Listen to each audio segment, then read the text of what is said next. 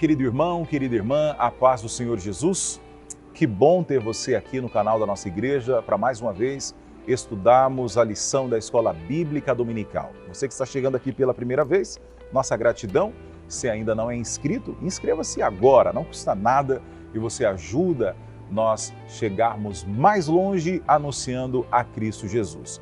Somos a Igreja Assembleia de Deus, Ministério do Belém, Campo de Presidente Prudente. A nossa igreja é presidida pelo pastor Samuel Padilha de Siqueira e em nome do nosso pastor, eu, seu irmão em Cristo, William Enoch, cumprimentamos você com a paz do Senhor Jesus, desejando que este momento seja de edificação para a sua casa, para a sua vida e que, acima de tudo, o nome de Jesus seja glorificado. O título da lição de hoje, O Culto da Igreja Cristã. O textuário 1 Coríntios, capítulo 14, versículo 26. Que fareis, pois, irmãos? Quando vos ajuntais, cada um de vós tem salmo, tem doutrina, tem revelação, tem língua, tem interpretação, mas faça-se tudo para edificação. É sobre isso o tema de hoje. Como deve ser o culto que Deus se agrada? A verdade prática, o culto é uma sublime forma de nos expressarmos em adoração, nos expressarmos em louvor, gratidão e total, observe isso, e total rendição ao Senhor Deus. Você que acompanhou a leitura bíblica diária sugerida na nossa revista, aprendemos que o culto, ele tem essa liturgia, é uma solenidade, porque estamos celebrando a Deus, mas também vamos estudar sobre a sacralidade do acontecimento do culto, que é entendermos que estamos celebrando a grandeza do Senhor Deus. Todo culto, ele deve trazer crescimento, edificação para a igreja, porque temos a Bíblia como base do verdadeiro culto cristão. Todos nós precisamos compreender que devemos louvar a Deus com sinceridade, com compromisso, com muita graça, reconhecendo que o nosso Deus tem feito muitas maravilhas nas nossas vidas. A leitura bíblica em classe, Efésios capítulo 5, do versículo 15 ao versículo 21, e é interessante que Paulo explica e traz diversas recomendações sobre o aspecto prático do culto, sobre o aspecto do comportamento, da dinâmica do culto, o que fazer, o que não fazer. Então, os objetivos da aula de hoje é identificar a natureza do culto a Deus, também a sua forma e o seu conteúdo. Não basta ter apenas uma roupagem, uma aparência de culto, ele deve ter conteúdo. O segundo objetivo é para que compreendamos o genuíno propósito de um culto que deve ser cristocêntrico, plenamente centralizado em Cristo. E, por último, enfatizar a primazia das Escrituras e a importância da adoração entusiástica na liturgia pentecostal. Esses e outros assuntos tão importantes você acompanha a partir de agora com nosso amigo, nosso irmão, pastor Diego Fonseca.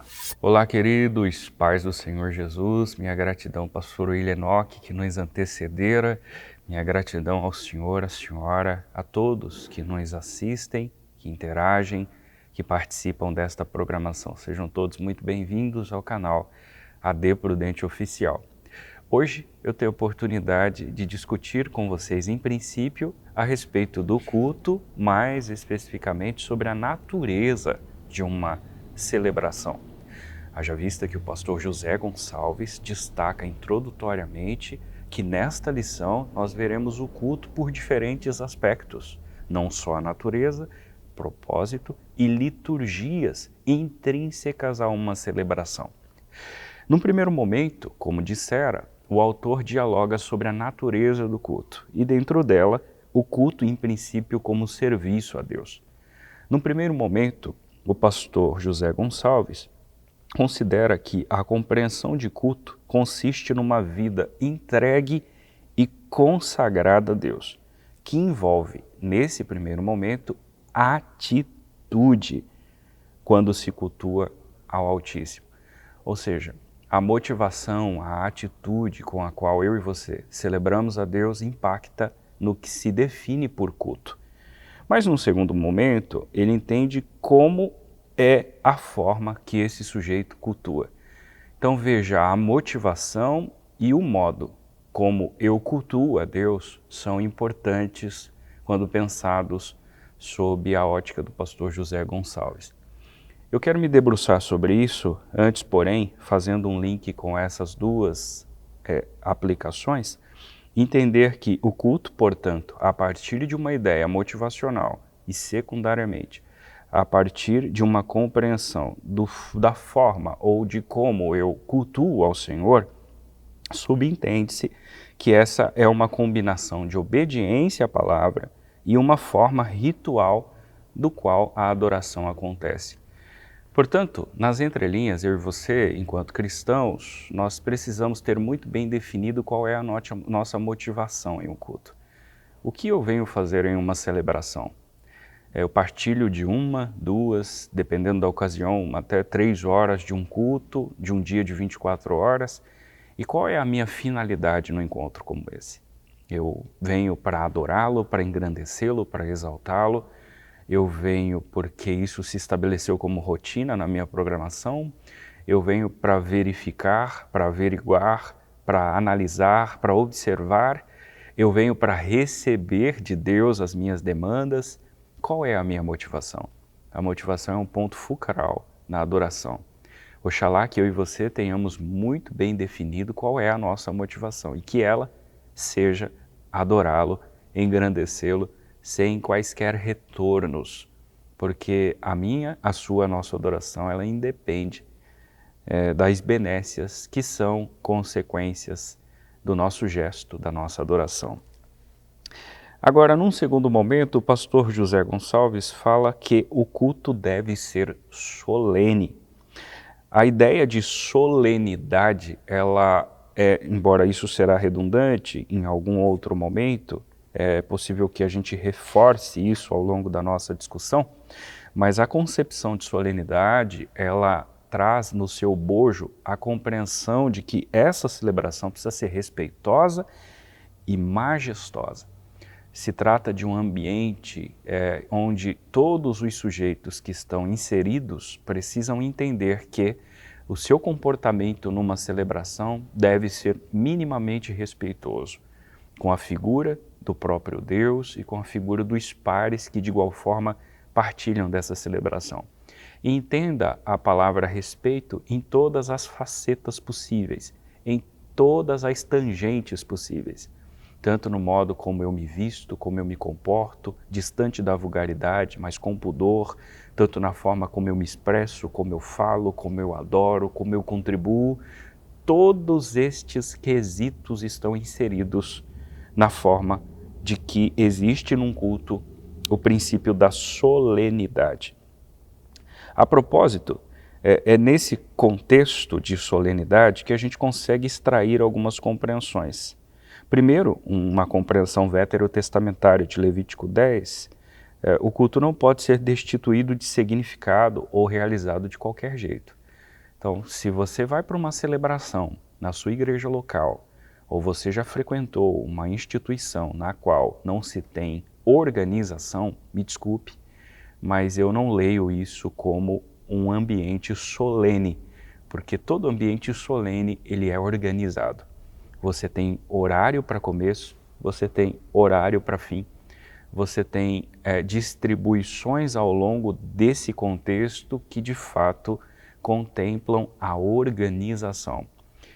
Você tem um momento do louvor, você tem um momento da reflexão, você tem um momento da aplicação da palavra, um momento da oração, e isso não engessa, isso ordena, de uma maneira que nós, ao adorarmos a Deus, adoramos com ordem, com decência, que a propósito é uma exposição de Paulo na altura do capítulo 14, verso 40 da primeira carta aos Coríntios. Faça-se tudo decentemente e com ordem. Para encerrar a abordagem desse primeiro assunto, veja que o item 3 destaca que o culto é santo. E essa é uma das afirmações que já foram feitas em outras aulas. Assim como Deus o é, nosso culto também deve ser santo. A propósito, Paulo constrói um dos textos mais altruístas na altura do capítulo 12 da sua carta aos Romanos. Rogava aos irmãos que, pela compaixão de Deus, apresentassem os corpos em sacrifício vivo, santo e agradável a Deus, que era um culto racional, que faz uso de inteligência. Eu não posso vir para uma celebração e esperar o emocional aflorar. Eu não posso permitir que simplesmente as minhas emoções se aflorem, mas eu preciso fazer uso de razão. Saber onde estou, como estou e o que vim fazer nesse ambiente.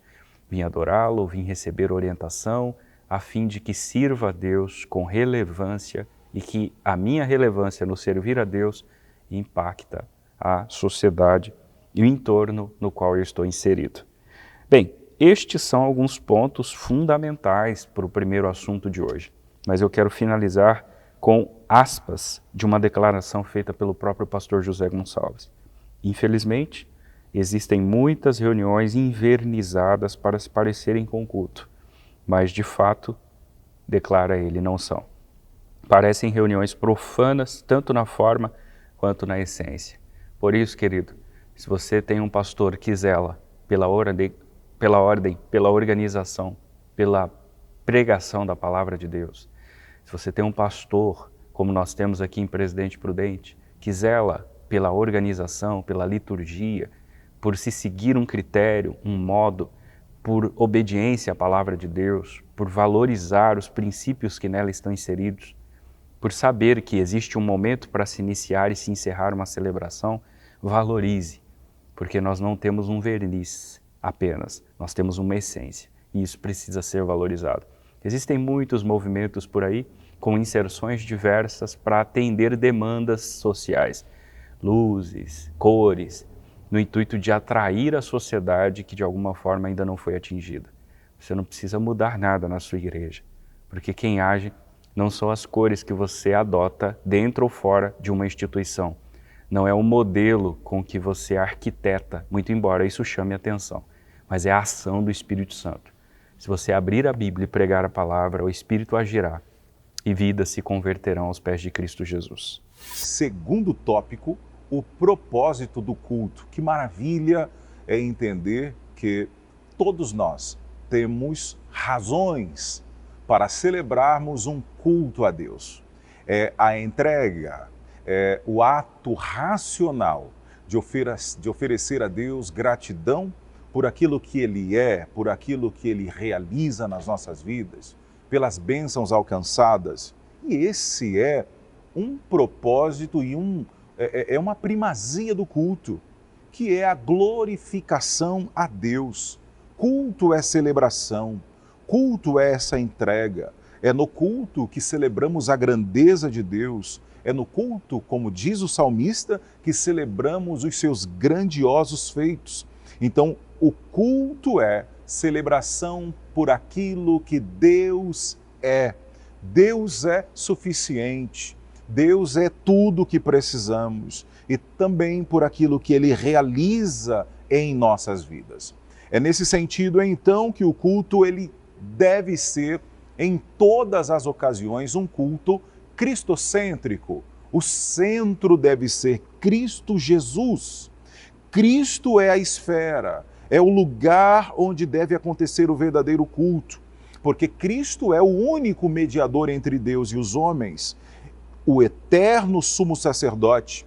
Se Deus não é celebrado, se o Senhor Deus não é glorificado, se o nome de Jesus não é exaltado, se a primazia do culto não for glorificar a Deus, esse culto perdeu o seu sentido, perdeu o seu propósito. Então, culto não é uma reunião apenas, culto não é um ajuntamento apenas, culto é celebrar. E celebramos alguma coisa quando estamos plenamente satisfeitos, agradecidos, realizados, convictos de que quem realizou grandioso feito por nós foi o Deus a qual servimos e adoramos. Agora, é bom lembrar que existem situações que realmente vão ao contrário, vão na contramão daquilo que representa um culto de adoração a Deus. Então, quando não se cultua a Deus, porque existem várias ocasiões em que o culto não é para Deus. Paulo foi quem censurou os coríntios afirmando: quando vocês se ajuntarem no lugar, não é, por exemplo, para comer a ceia do Senhor. Não, não é para isso. Era como se dissesse: o que vocês estão celebrando para aquela ocasião não é a ceia, não era um culto que eles estavam fazendo, não era daquela forma. Infelizmente, nos dias atuais existem muitas reuniões que são invernizadas com uma aparência de culto. Usam-se de diversas estratégias, abordagens, metodologias para ter uma aparência de culto, mas na verdade não são culto. Parecem reuniões profanas, desde a sua forma quanto a sua essência, porque tais reuniões não têm como propósito glorificar, bendizer, engrandecer ao nome do Senhor. O propósito do culto também, em terceiro lugar aqui na lição de hoje, é edificar. E edificar é lembrar que no propósito onde vamos edificar, né, a igreja, onde a igreja é edificada em Cristo através da palavra, é entender que ela precisa ter um fundamento, precisa ter esse alicerce, precisa ter essa base. Então, um dos propósitos do culto é trazer edificação à igreja, é trazer crescimento à igreja. Então, na esfera do culto, exatamente tudo no culto deve buscar a edificação. A Bíblia nos ensina, então, a partir do verbo grego oikodomeo, que é edificar. São pelo menos 40 vezes que aparece isso no Novo Testamento, enquanto o substantivo oikodomé, traduzido como edificação, ocorre 18 vezes. Então o sentido é de algo que está sendo construído. Como lá na parábola da casa edificada sobre a rocha. É a ideia da continuidade, é a ideia de um crescimento dinâmico, no entanto, sólido, no entanto, consciente, no entanto, de forma organizada e ordeira. Então, todas as vezes que pensamos no culto, nós vamos compreender que, nesse contexto de culto, a igreja é a cada dia edificada, fortalecida, ela é orientada a permanecer perseverando, a seguir o propósito de glorificar ao Senhor Deus. O fato mais claro de que um dos propósitos do culto sempre foi trazer edificação para a igreja, está lá no capítulo 14 de 1 aos Coríntios. Nesse texto, Paulo disciplina o uso dos dons na igreja, exatamente para trazer um esclarecimento de que o seu uso não está trazendo edificação à igreja se for de uma forma deliberadamente, sem ordem, sem propósito. Assim, aquele que falava línguas na esfera do culto público deveria interpretar, para que toda a igreja fosse edificada. Todos os demais dons deveriam seguir esse critério. Da mesma forma, os dons ministeriais, eles deveriam contribuir para a edificação do corpo de Cristo. Então é bem verdade que o culto a Deus é um culto com decência, é um culto com ordem, é um culto com propósito de glorificar a Deus, de exaltar a Deus, de cultuar de fato a Deus. Não o egocentrismo, não a figura do homem, não a idolatria a homem ou a método ou a estratégia nenhuma, porque o propósito do culto é a edificação, é o crescimento. E é maravilhoso, você sabe disso. Quantas vezes chegamos na igreja e às vezes chegamos cansados, preocupados, abatidos, mas ao adentrarmos a casa do Senhor, aquela esfera de clamor no momento da oração, a igreja orando, suplicando, aquele barulho gostoso da oração, começam os hinos da harpa, que maravilha! E às vezes você está tão preocupado e canta-se o hino 193 da harpa, Se tu minha alma, a Deus suplicas, né? E o louvor vai falando conosco, não tenhas medo, em Deus espera, porque bem cedo Jesus virá, vai alimentando a nossa alma, o nosso espírito vai se alegrando, vamos glorificando a Deus. Esse é o propósito do culto. Uma coisa muito interessante é que o culto, ele é a Deus, não é para agradar quem participa dele, não. O culto é para entregarmos a Deus uma verdadeira e sincera adoração. É isso que precisamos compreender todos os dias e, olha, acredite, quem são os maiores beneficiados com tudo isso somos nós mesmos, porque somos edificados, enriquecidos com a bênção do Senhor e que possamos prosseguir servindo ao Senhor com alegria. Muito bem, queridos, eu estou de volta para dialogar com vocês o tópico 3 da aula de hoje, a liturgia do culto. Em princípio, vejamos que o pastor José Gonçalves fala sobre a exposição da Bíblia. A Bíblia é a palavra de Deus. Nós temos uma visão ortodoxa, não é neo-ortodoxa, nem outra concepção na qual se entende que a Bíblia contenha ou que a Bíblia torna-se a palavra de Deus. Nós não cremos que a Bíblia contenha ou apenas torna-se a palavra de Deus. Nós cremos efetivamente que ela é a genuína, inerrante, infalível palavra de Deus. Existem textos que comprovam a sua autenticidade. Um deles é Hebreus 4:12, palavra viva, eficaz, penetrante, que divide, que discerne a divisão da alma e do espírito e é apta para discernir pensamentos e intenções do coração. Ela é a autoridade para governar toda a crença, experiência e prática, afirma o pastor José Gonçalves. De modo que a leitura e a exposição da Bíblia devem ocupar lugar de primazia na liturgia do culto. Então, você não deve deixar que um pequeno tempo da celebração seja utilizado para a pregação da palavra de Deus. Você não pode permitir que no culto a adoração substitua a pregação da palavra de Deus. Uma não é mais importante do que a outra, mas elas se relacionam, se entrelaçam. E é a Bíblia quem edifica, quem estrutura, quem matura a vida de um sujeito. Portanto, é indispensável que nela exista a exposição da palavra de Deus. Nela que eu me refiro, obviamente, na igreja local. Paulo pôs a doutrina em instrução, quando lemos a primeira carta aos Coríntios, capítulo 14, verso 26, como necessidades da igreja. E aí, nós temos num segundo momento a concepção de adoração entusiástica. Não há dúvida de que a adoração na igreja era entusiástica. Espíritos cheios do Espírito se reuniam para adorar a Deus. Vemos isto nos primórdios da era, nos registros lucanos, especialmente no livro de Atos dos Apóstolos, e revemos isso nas falas de Paulo, como Efésios 5,18, não embriaguem, mas encham-se do Espírito. O encher aqui não é uma ação paliativa, mas é uma alegria espiritual para adorá-lo, para engrandecê-lo, para exaltá-lo, que gera entusiasmo, e nós precisamos evidenciar isso. Nosso movimento pentecostal tradicionalmente é conhecido por essa alegria na adoração, e isso é legítimo, nós devemos adorá-lo com alegria.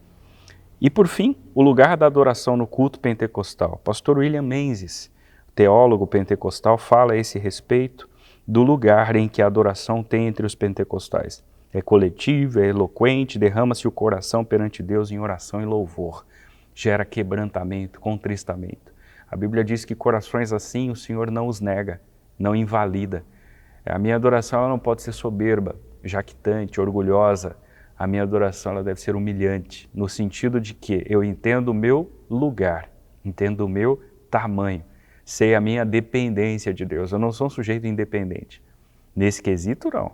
Posso ter a minha independência em vários outros aspectos, como os senhores também, mas nesse sentido, totalmente dependente de Deus. Essa compreensão é legítima e ela é vista nos ambientes pentecostais.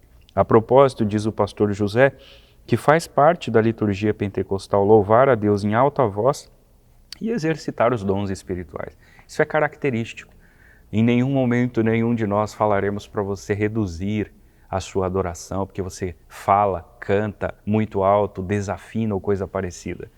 É óbvio que talvez por conta de não ter esse apetrecho, você não seja convidado para participar de um departamento de louvor. Mas isso independe no quesito de recebimento de adoração. Mesmo como membro da igreja, no seu cantinho, no seu lugar, você adora a Deus. E quando essa adoração é envolta de contristamento e quebrantamento, ela ultrapassa as regiões celestiais e chega às narinas de Deus. É isso que vale.